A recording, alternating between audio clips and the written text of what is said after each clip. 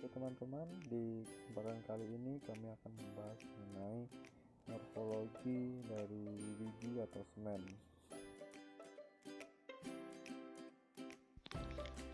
Swietenia macrophylla, nama lain mahoni.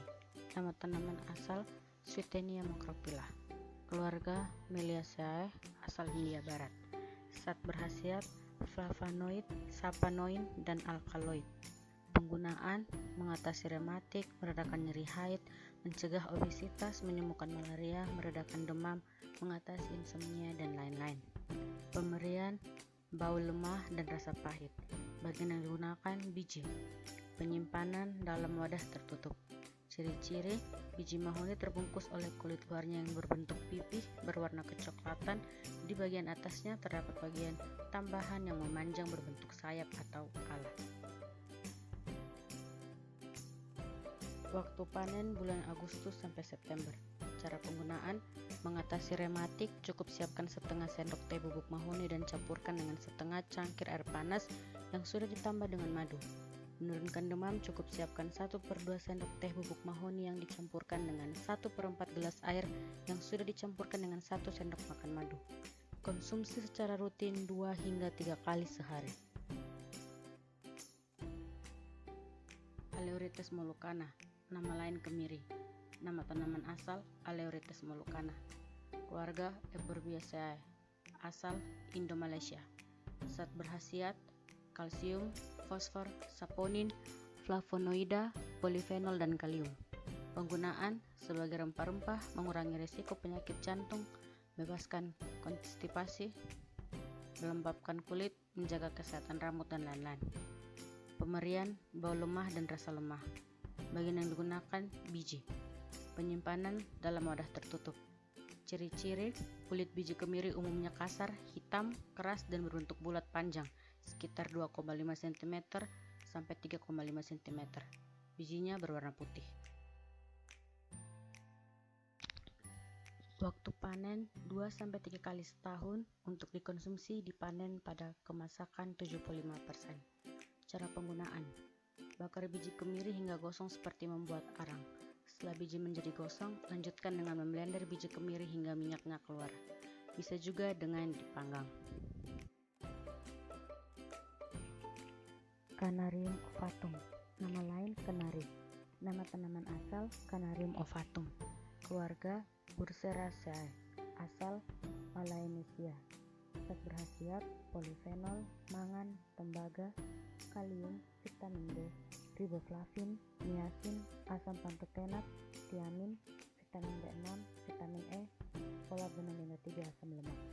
Penggunaan: kesehatan jantung, mencegah kanker payudara, mencegah diabetes, sumber antioksidan, meningkatkan fungsi otak dan kesehatan kulit.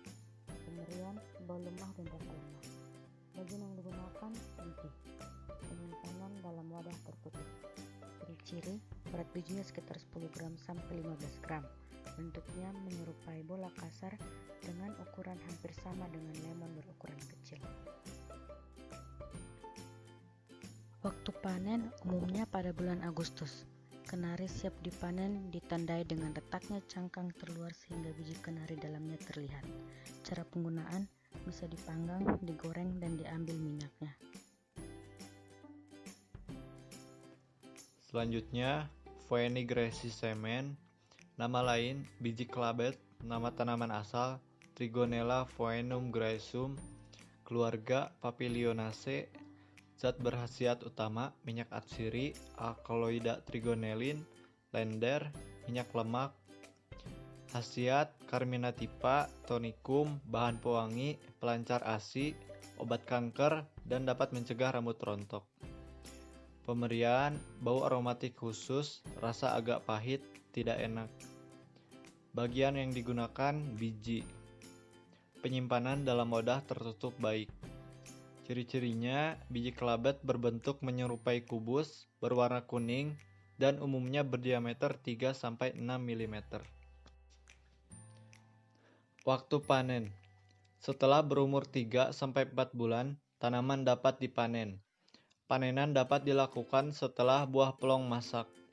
Tanaman dicabut, dijemur sampai bawahnya kering, Buah yang kering ditumbuk untuk mengeluarkan bijinya setelah biji tampi untuk memisahkan dari kotorannya yang masih terbawa. Kemudian dijemur sampai kering dan disimpan. Cara penggunaan: yang pertama untuk pelancar ASI. Biji kelabet direbus kemudian diambil air rebusan untuk kemudian diminum.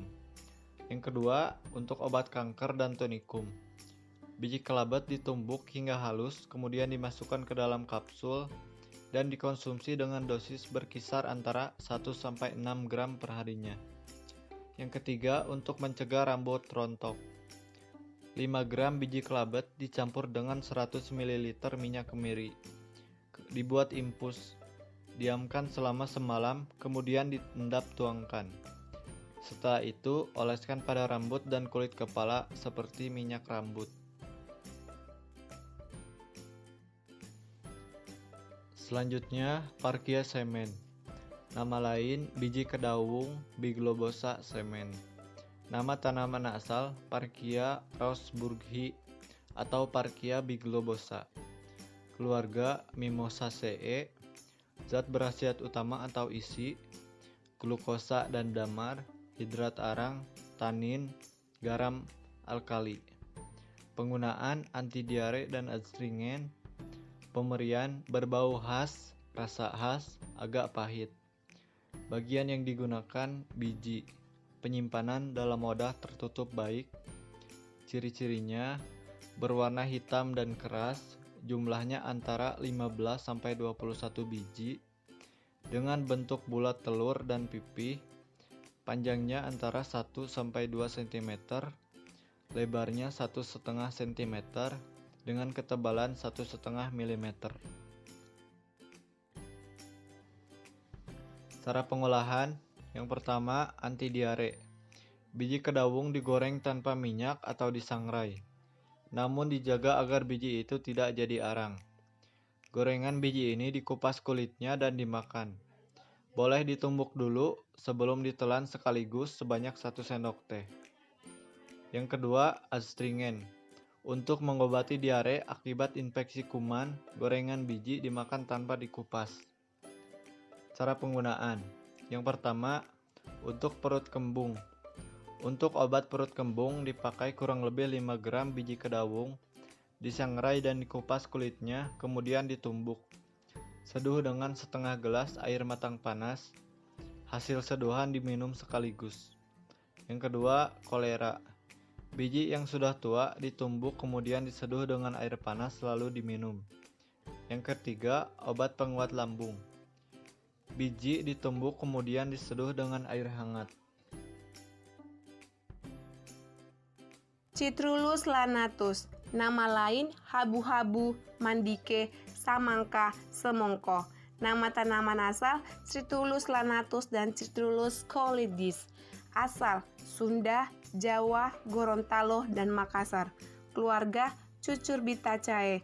Zat utama atau isi zat citrulline yang bertindak sebagai antioksidan, meningkatkan ekspansi pembuluh darah dan memiliki efek positif dalam kasus arteriosklerosis, hipertensi, angina, nyeri dada, dan disfungsi ereksi. Penggunaannya stroke dan penyakit jantung. Pemberian Hamburg-Haxa-Hedrol tidak berwarna. Bagian yang digunakan biji. Penyimpanan dalam wadah tertutup baik selama 2 jam dan 8 jam. Ciri-ciri: kulit buah semangka berwarna hijau muda hingga tua, biasanya memiliki bintik-bintik atau bergaris-garis, dan dagingnya terdapat biji berukuran kecil dan pipi berbentuk oval. Warna biji beragam mulai dari hitam, kuning, hijau, sampai merah muda. Waktu panen. Panen pertama memang tidak seragam karena bergantung dari kualitas masing-masing benih awal, lingkungan atau kondisi di sekitar masing-masing benih pada saat bertunas dan bertumbuh, serta perawatan pada masing-masing tanaman semangka tersebut. Cara menanamnya: meregangkan kulit biji atau benih, pegang biji pada bagian ujung biji yang tumpul dan bagian tang kecil. Gunakan tang, tekan sedikit ujung yang runcing hingga merenggang atau terbuka. Menipiskan kulit biji atau benih. Pegang biji dan gosokkan pelan-pelan pada ampas halus. Ketika kulit bijinya mulai berubah warna, berhentilah menggosok. Cara penggunaannya: sumber protein, magnesium, seng, folat, dan nutrisi lainnya.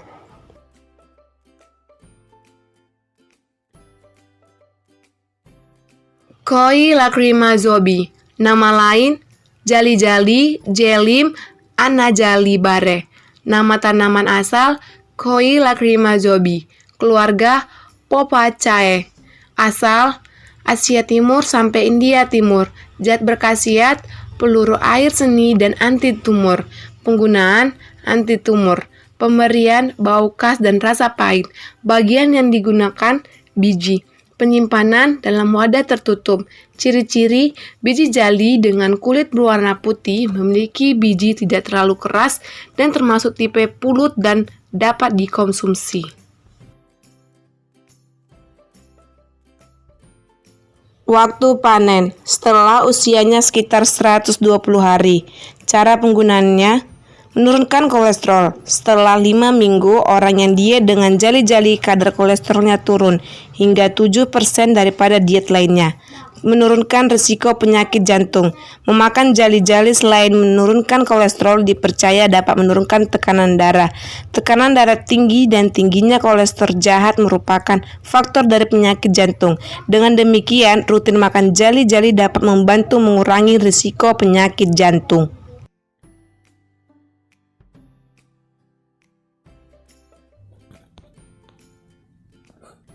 Biji selanjutnya yaitu ketumbar. Ketumbar memiliki nama latin atau nama tanaman asal yaitu Coriandrum sativum, berasal dari keluarga Apiaceae, dan zat berkhasiat yaitu minyak atsiri yang mengandung koriandrol, dan terdapat pula minyak lemak. Untuk penggunaannya sebagai bumbu masak dan karminativa. Untuk pemberiannya, buah yang diremas berbau aromatik, rasa khas lama-lama agak pedas. Bagian yang digunakan dari ketumbar yaitu buah yang masak dan kering. Penyimpanannya dalam wadah tertutup baik.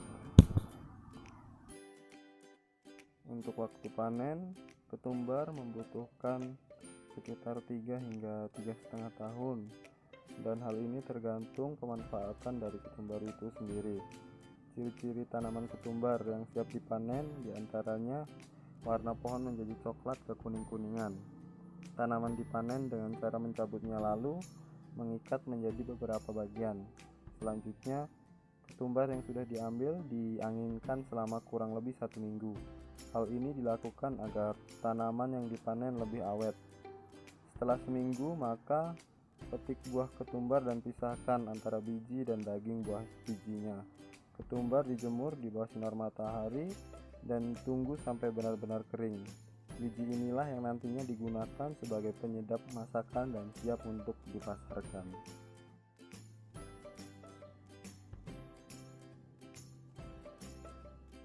Biji yang terakhir yaitu lada hitam atau merica hitam.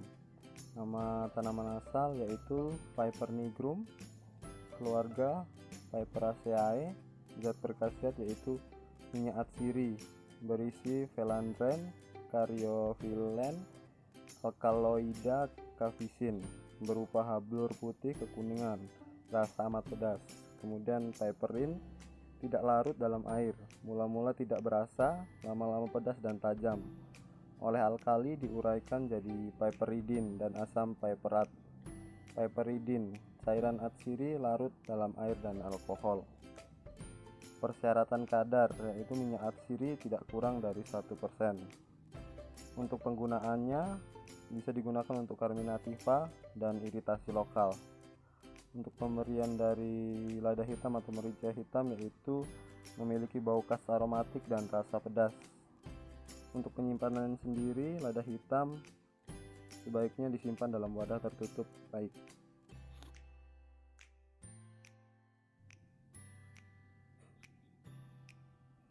Untuk waktu panen dari merica hitam atau lada hitam agar menjadi lada atau merica hitam yaitu waktu pemanenan atau pemetikan buah dianjurkan adalah setelah buah berumur 6-7 bulan, dengan ciri-ciri buah yang diambil berwarna hijau tua.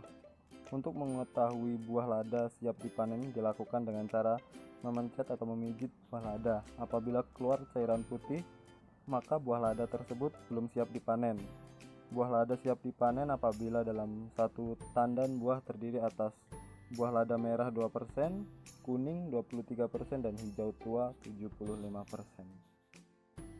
Sekian penjelasan dari kelompok kami. Semoga materi yang kami telah bahas dapat bermanfaat untuk kita semua. Terima kasih.